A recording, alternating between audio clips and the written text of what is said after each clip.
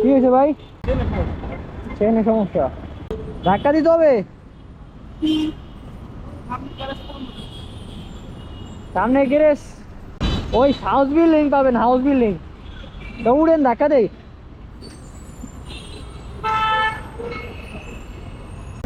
Running এ উঠেন, আমি ধাক্কা দিই, যান পরে।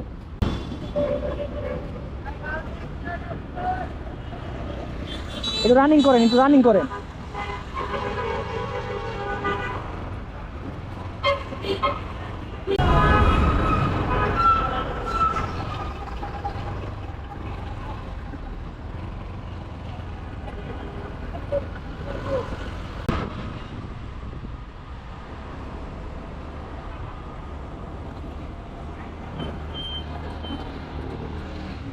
ওই সাইড দিয়ে গেল মনে হয় ভালো হইতো।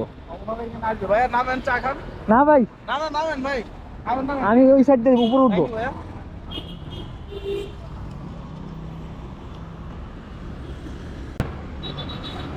বিপদে পড়লে কারে সাহায্য করে দিলেই জানাব।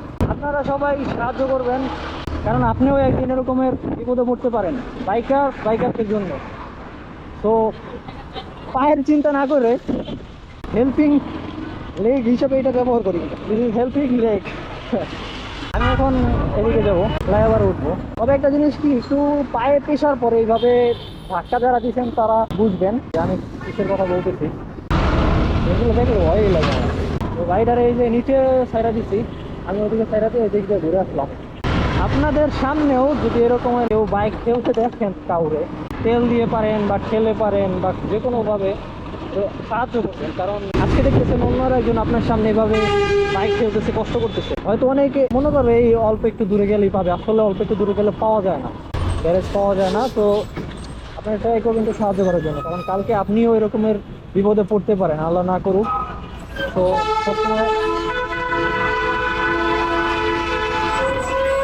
সবসময় ট্রাই করবেন বাইকারদের পাশে দাঁড়ান। আমি প্রথমে মনে করছিলাম তার হয়তো তেল শেষ, যে কারণে ঠেলতেছে।